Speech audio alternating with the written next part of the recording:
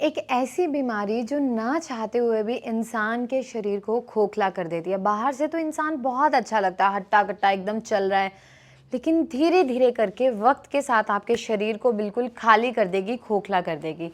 Hello everyone, welcome to उपासना की दुनिया। कैसे हो आप सब? उम्मीद करती हूँ सब बहुत अच्छे हैं, सबकी लाइफ बहुत ज़्यादा अमेजिंग चल रही है। जी हाँ, बहुत टाइम के बाद एक ऐसे टॉपिक पे वीडियो जिसकी सबसे ज़्यादा डिमांड थी, वो है शुगर। कि एक्चुअल में मधुमेह रोग या प्रमेह रोग ये है क्या, कैसे होता है, कैसे शरीर में एकदम से फैल जाता है, पता नहीं चलता, और कैसे शरीर को अंदर ही अंदर खोखला कर देता है।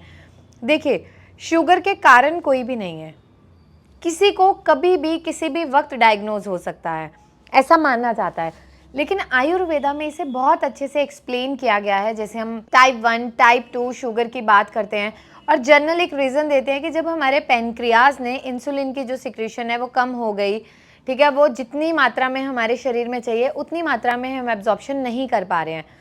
लेकिन आयुर्वेदा में वात पित्त कफ के अनुसार प्रमेह रोग यानी मधुमेह, शुगर, डायबिटीज, इसको 20 प्रकार से बताया गया है कि यार वातज है, वात प्रकृति का अगर व्यक्ति है तो उसमें इस तरह से लक्षण है, पित्त का है इस तरह से है, कफ का है तो इस तरह से है, ठीक है। 10, 6, 4 इस तरह से उन्होंने डायग्नोज करके डिफ्रेंशिएट किया 20 प्रकार से। आज मैं आपको एक ऐसा घरेलू नुस्खा बताने वाली हूँ जो आपके शुगर को कंट्रोल करने में बहुत अच्छी हेल्प करेगा। आप 30 दिन का चैलेंज लेके चलना। जो आप दवाई ले रहे हो उसका आपको पता है कि इस दवाई के साथ अगर आप मेटफॉर्मिन ले रहे हो, ग्लिमिप्राइड ले रहे हो, वोग्लीवॉस ले रहे हो, मतलब जो भी आप मेडिसिन ले रहे हो, तो आपको पता है कि इस मेडिसिन से मेरी शुगर का लेवल ये है। लेकिन अगर आप ये रेमेडी साथ में स्टार्ट करते हो तो आप अपने फास्टिंग और रैंडम लेवल में एक ड्रास्टिक चेंज देखोगे, और वह ऐसा चेंज होगा कि आप खुद हैरान हो जाओगे कि ये होम रेमेडी जो है अगर हम उचित मात्रा में ले तो ये हमारे लिए कितना रामबाण का काम कर सकती है। मोस्टली प्रमेह के रोगी जो होते हैं यानी शुगर के जो पेशेंट होते हैं उनमें यूरिन बार बार आता है, वो कंट्रोल नहीं कर पाते। कई बार हम जब कॉलेज में जाते थे हम देखते थे कि यार किसी को शुगर है, बस में पता चल जाता था, बंदा थोड़ी थोड़ी देर में बस से उतर रहा है, बाथरूम जा रहा है। तो एक बार ऐसे एक अंकल मिले थे, उन्होंने बताया था, एक पेशेंट थे, जब हम ड्यूटी करते थे, उन्होंने बताया था कि बेटा मैं ना 15 मिनट भी कहीं ट्रैवल नहीं कर पाता हूँ इसी चीज़ की वजह से, क्योंकि मैं यूरिन कंट्रोल ही नहीं कर पाता हूँ, मेरी होल्डिंग कैपेसिटी इतनी कम हो गई है ब्लैडर की, आंखों से दिखना बंद हो गया, रेटिनोपैथी इतनी डेवलप हो गई है। तो जो ये रेमेडी है ये इन सारी चीज़ों पे काम करेगी, रेटिनोपैथी पे भी और इंसुलिन की एब्जॉर्प्शन पे भी। टाइप 1 और टाइप 2 में मेजर क्या डिफरेंस है कि टाइप 2 में इंसुलिन प्रोड्यूस तो हो रहा है लेकिन उतनी मात्रा में नहीं जितना चाहिए, लेकिन टाइप 1 में पेनक्रियाज में इंसुलिन की सिक्रेशन है ही नहीं, है नहीं तो एब्जॉर्प्शन नहीं है, एब्जॉर्प्शन नहीं है तो पेशेंट इंसुलिन के इंजेक्शंस लेना स्टार्ट करता है। कोई 10 यूनिट ले रहा है, कोई 5 यूनिट ले रहा है, हर पेशेंट का वेरी कर रहा है। लेकिन आज जो रेमेडी है वो आपके इंसुलिन की डोज जो आप यूनिट ले रहे हो, रोज़ सुबह उठ के आपको पेट पे इंजेक्शन लगाना है नाभि पे, उसे भी कम कर सकते हो। मात्र 30 दिन आप करके देखिए, बॉडी को इतना टाइम स्टेबल होने में लगेगा। सबसे पहले आपको क्या करना है, एक टमाटर लेना है, ठीक है, उसके बीज आपको निकाल के फेंक देने हैं, या आप सब्जी में यूज़ कर लीजिए। जो टमाटर का पल्प है, बाहर का गुद्दा है, उसमें आपको क्या करना है, आधा कप पानी डालना है और मिक्सी में ग्राइंड करना है, बिल्कुल पतला जूस बनाना है।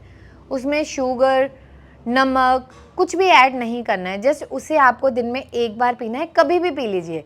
बस ये ध्यान रखना है कि जब भी आप उसे पिए उससे आधा घंटा पहले या बाद में कुछ खाना पीना नहीं है।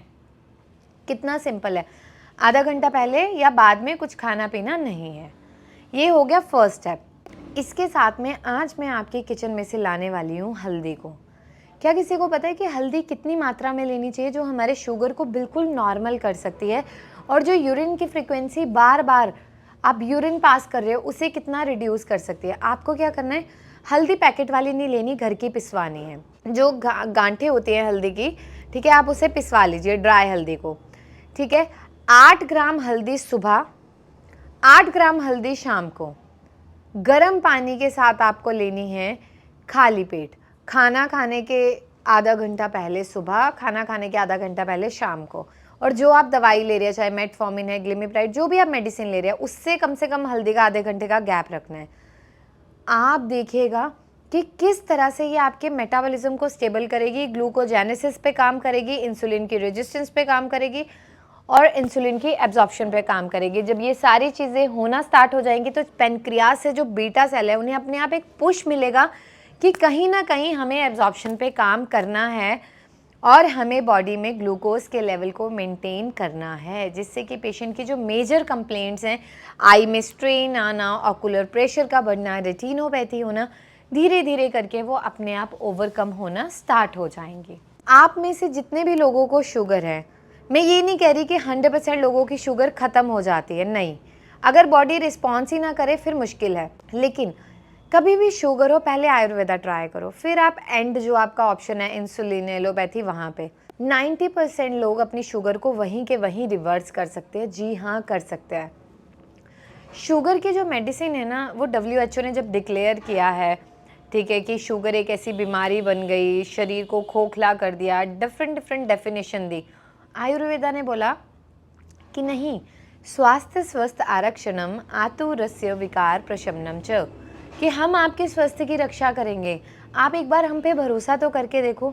जब आप भरोसा करोगे तो हम आपकी बीमारियों से आपको निजात दिलवाने में भी हेल्प करेंगे, बट कोशिश हमें करनी है, एकदम से एलोपैथी की तरफ नहीं भागना है। जो भी शुगर के पेशेंट है, गेहूं को बिल्कुल एलिमिनेट कर दो कुछ टाइम के लिए, मल्टीग्रेन आटा लो, गेहूं मत दिलवाओ, पानी लो थोड़ी थोड़ी मात्रा में, लाइफस्टाइल चेंज करो, एक्सरसाइज करो, और उसके साथ में अगर आप प्रॉपर ट्रीटमेंट लेना चाहते हैं, कम से कम 6 महीने का आपको वक्त देना पड़ेगा बॉडी को स्टेबल करने का, क्योंकि इतने सालों से आपकी बॉडी डिपेंड हो चुकी है मेडिसिन पे, कि आप मेडिसिन खाते हो तो शुगर कंट्रोल रहती है। पहले हम उस चीज़ को बैलेंस करेंगे, धीरे धीरे लेवल पे लेके आएंगे। आप एक बार भरोसा रखिएगा, जैसे आज तक आपने बाकी बीमारियों में देखा ना कि यार मैम ने तो बहुत अच्छा रिजल्ट दिया, PCOD, मेलाज्मा, सोरियासिस, वैसे ही शुगर एक ऐसी बीमारी है जिसमें हमने बेंचमार्क सेट किया है। जो लोग इंसुलिन भी ले रहे हैं उसकी डोज भी धीरे धीरे करके रिड्यूस होना शुरू हो गई, यूनिट उनके रिड्यूस होना शुरू हो गए। बस एक वो ट्रस्ट की बात है। और हमेशा याद रखना, these all are lifestyle disorders, so we have to make a little change in our lifestyle as well as in our dietary habits, क्योंकि डाइट सबसे इंपॉर्टेंट रोल प्ले करती है। हमें पता है कि आलू अभी दिक्कत करेगा, कुछ टाइम के लिए अवॉइड कर दो। हमें पता है चावल दिक्कत करेगा, स्टार्च है, ठीक है, ये चीज़ें दिक्कत करेंगी। चीनी एक्सेस में नहीं लेनी, ऐसा नहीं कि चीनी खाने से शुगर होती है, बट वही चीज़ है कि अगर इतना सा भी वहाँ पे ट्रिगरिंग फैक्टर है तो हमें जाना ही क्यों, जो चीज़ हमें विष की तरह काम करे। तो ये छोटी सी रेमेडी थी जिसे आपको फॉलो करना है, और उसके बाद अपना फीडबैक ज़रूर शेयर करना है। हरी सब्जियाँ लो, ज़्यादा से ज़्यादा लो, ताकि बॉडी एक्टिव रहे। जो वीकनेस है वो अपने आप स्टेबल होना स्टार्ट हो जाएगी। तो उम्मीद करती हूँ कि जो मैंने ये 30 दिन का आपको एक चैलेंज दिया है, आप करके देखिएगा। ईमानदारी से 30 दिन अपना चार्ट बताना। डे 1 इस दिन मेरी ये फास्टिंग थी, डे 2, डे 3, आपको जो फ़र्क दिखेगा ना, आप खुद बोलेंगे ये क्या हो गया, हमने पहले क्यों नहीं सोचा। और जो हमारी डायबिटीज़ की मेडिसिन है वो भी बहुत अच्छा काम करती है। बच्चों में डायबिटीज़ जो का लेवल है वो कंट्रोलर है। इतना तो है ना कि कोई साइड इफ़ेक्ट नहीं है। ये तो नहीं है ना कि रेगुलर आपको किडनी का टेस्ट कराना पड़ेगा, जो एलोपैथी में होता है कि यार क्रेटिनिन लेवल चेंज होने लग गया, यूरिक एसिड चेंज होने लग गया, यूरिया का लेवल बढ़ने लग गया। कम से कम ये सब तो नहीं होगा। तो एक बार फॉलो करके देखिए। और जो आपको ये चैनल आ रहा है डॉक्टर उपासना वोरा, ये मेरे पेशेंट की जर्नी का चैनल है। आगे आगे आप और बीमारियों में भी देखेंगे, लेकिन एक लिमिटेड मैं उसमें डालती हूँ वीडियोस, ताकि आप लोग हर बीमारी को देख सके, सुन सके, और खुद से भी कंपैरिजन कर सके कि हम भी थक चुके हैं तो क्या पता ये हमारे लिए लास्ट जगह हो जहाँ हम पूरी तरह से ठीक हो सकते हैं। आप लोगों ने उपासना की दुनिया को बहुत प्यार दिया है, आगे भी इसी तरह से देते रहे। उपासना की दुनिया को बहुत सारा प्यार देने के लिए बहुत बहुत शुक्रिया।